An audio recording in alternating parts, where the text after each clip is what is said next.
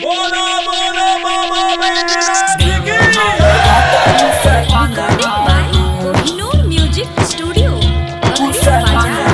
चलो सब करे दर्शनवा हो, देव घर जाता मुस्कानवा हो, देव घर जाता मुस्कानवा हो।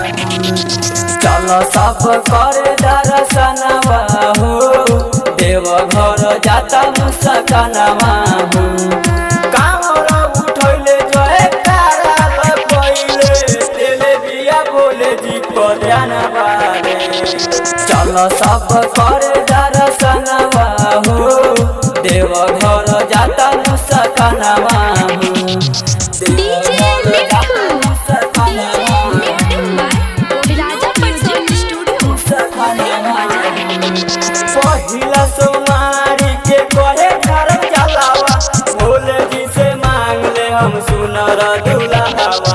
पहिला सोमारी के कहे घर चलावा, भोले जी से मांग ले हम सुनर दुल्हावा।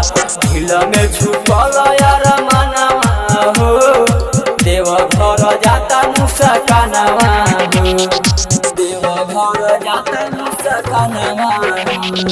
चलो सब करे दर्शनवा हो, देव घर जाता मुस्कानवा हो, देव घर जाता मुस्कानवा हो,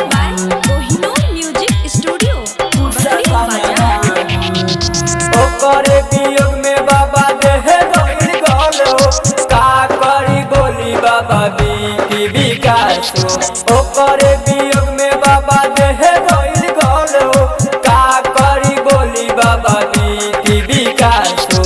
सनदीप सुचन होवे कमरवा हो, देव घर जाता मुस्कानवा हो, देव घर जाता मुस्कानवा हो।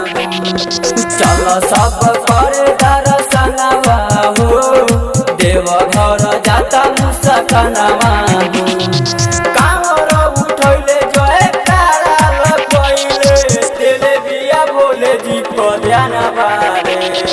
चलो सब करे दर्शन